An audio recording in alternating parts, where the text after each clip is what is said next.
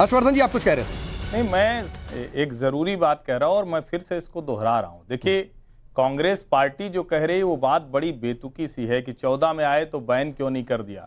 अरे भाई, जब 70-77 में प्रतिबंध लगाया तो उसी कांग्रेस की सरकार ने दफ्तर चलने दिया ना, 2 साल बंद करने के बाद। तो ये कुतर्क हो जाता है। और भारत एक लोकतांत्रिक देश है, यहां ये संभव नहीं है, ये ठीक भी नहीं है कि हम तानाशाहों की तरह व्यवहार करें। लेकिन मैं ये कह रहा हूं कि सरकार में भाजपा के प्रवक्ता बोल रहे हैं, सब बड़ी अच्छी अच्छी बात बोल रहे हैं, लेकिन ये सिर्फ सर्वे रिपोर्ट न रह जाए। बीबीसी पर कार्रवाई होनी चाहिए और जो भी जिसको कहते हैं ना टैक्स फ्रॉड, टैक्स इन्वेजन, उसके आधार पर कार्रवाई हो। सिर्फ इनकम टैक्स डिपार्टमेंट की तरफ से एक अंत में एक लेटर ना आ जाए कि अच्छा हमने जांच कर लिया है, कुछ समय बाद देखेंगे। नहीं, दीपक जी जो बातें इन्होंने कही और जो सापरा साहब कह रहे थे, 70 में बैन करते हैं, 2 साल बाद फिर खोल देते हैं। तब आपने कहा भारत के खिलाफ है, तो क्या 72 में भारत के पक्ष में हो गया था बीबीसी? सुनिए, अगर इंदिरा गांधी जी ने गलती किया दोबारा खोल के, आप बोल रहे, आप मान रहे नहीं, पहले तो बोलिए कि इंदिरा गांधी जी ने गलत किया। मैं आपसे कह रहा हूं, पहले बोलिए इंदिरा गांधी जी ने गलत किया था। अपनी बात 10 सेकंड बोलने, अरे आप बोलिए ना, इंदिरा गांधी जी ने गलत किया। अगर मान लीजिए वो गलती थी कांग्रेस की, तो फिर तो यहाँ पे नहीं थी कि नहीं, आप छोड़ दीजिए, अगर पहले बताइए ना गलती थी कि नहीं थी। सुनिए ना, मैं बात कर रहा हूँ, बात नहीं करने देंगे।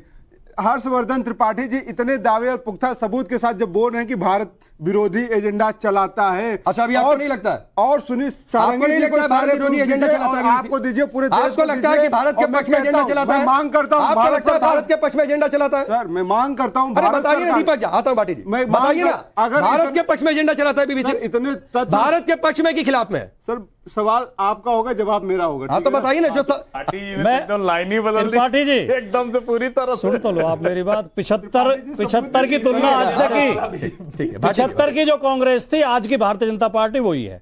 उस समय कांग्रेस कहती थी इंदिरा इज इंडिया, आज बीजेपी कहती है मोदी ही भारत है। उस समय कांग्रेस कहती थी इंदिरा का विरोध देश का विरोध है, आज बीजेपी कहती है मोदी का विरोध देश का विरोध है।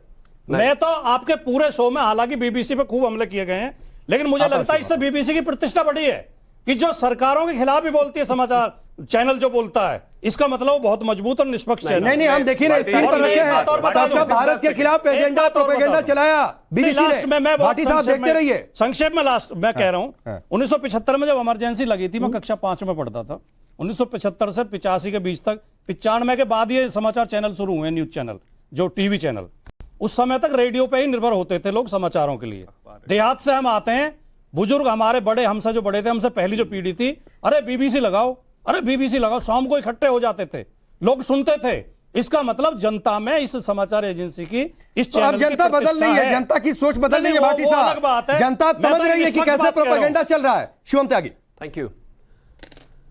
इमरजेंसी की जिसकी ये बात कर रहे हैं ना, मजरू सुल्तानपुरी को उठा के जेल में डाल दिया था। इसी वही तरीका है और वही आईना है और वही चौथा स्तंभ होता है। और मैं अंत में एक और चीज कहना चाहता हूं, चाहे वो बीबीसी हो, चाहे वो कोई भी न्यूज संस्थान हो, हिंदुस्तान में अगर देश के खिलाफ एजेंडा चलाएगी तो सरकार उसको तो अपनी तरह से देखेगी, लेकिन अगर टैक्स इवेजन से लेकर कोई भी चीज यहां पर करती है, तो चाहे आप इसको इमरजेंसी कहो, चाहे आप इसको गलत कहो, चाहे वो आपके उसका मामला, चाहे वो आपका हेराल्ड का मामला हो, अगर आपने घोटाले किए हैं या टैक्स इन्वेजन किए हैं तो माफ कीजिए, आपको जवाब देंगे। 10 सेकंड। हाँ, 10 सेकंड। मामला 2 है, ये टैक्स का घोटाला कर रहे हैं और हम बात कर रहे हैं, नहीं सुन लीजिए, और हम बात कर रहे हैं कि बीबीसी एजेंडा चलाता है, भाजपा प्रवक्ता एजेंडा चलाता है। भाजपा प्रवक्ता ने यहाँ एक बात नहीं कही, भाजपा प्रवक्ता, सुन लो यार, भाजपा प्रवक्ता ने एक बार भी नहीं कहा कि बीबीसी गलत एजेंडा चलाता है, इसलिए हम इसको बैन कर रहे हैं और इसलिए इसको सर्च जारी कर रहे हैं। भाजपा प्रवक्ता ने एक बार भी नहीं कहा। ये इनकम टैक्स का मामला है, अरे भाजपा प्रवक्ता हिम्मत दिखाएं और कहें बीबीसी देश के खिलाफ बात कर रहा है, इसके लिए हम इस पे कार्रवाई कर रहे हैं, तो हिम्मत नहीं दिखाएंगे। हर्षवर्धन जी आपकी बात, फिर साहब का। अरे आप देखिए, इसमें कोई भ्रम नहीं है कि इनकम टैक्स की कार्रवाई का जवाब इनकम टैक्स देगा भाई।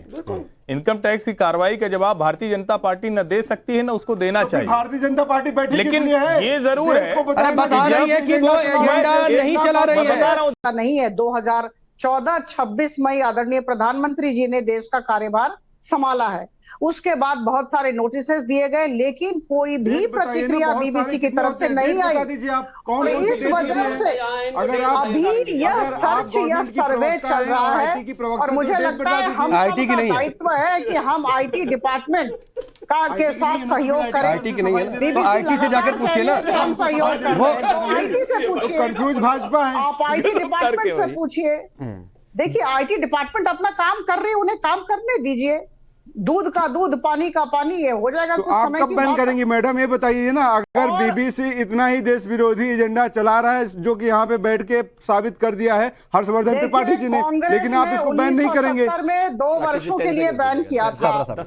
और ऐसा है कि मैं कह दूं कि हम एक सहिष्णु दल है। हम सबको साथ लेकर चलने का प्रयास करते हैं। सबका साथ सबका विकास हमारा नारा है। हम कांग्रेस की तरह नहीं है कि लगातार जिसने किस्सा कुर्सी का फिल्म दिखाया उसे बैन कर दिया, उसे बंद कर दिया, मास्टर प्रिंट को हटा दिया। और उसके बाद कांग्रेस के सांसदों ने संसद के अंदर में नारा दिया कि बीबीसी हमारी छवि धूमिल कर रही है। इस तरह हम नहीं एक ही बात करते। मैडम, कितना लेकिन रिपीट ऐसा करेंगे? है कि आईटी डिपार्टमेंट अपना काम कर रही है, करने दे। हम सबको साथ लेकर चलते हैं। ठीक है। लेकिन जो गलत काम करता है, जो संस्थाएं नियम कानून को तोड़ती हैं, नहीं मानती हैं, निश्चित तौर पर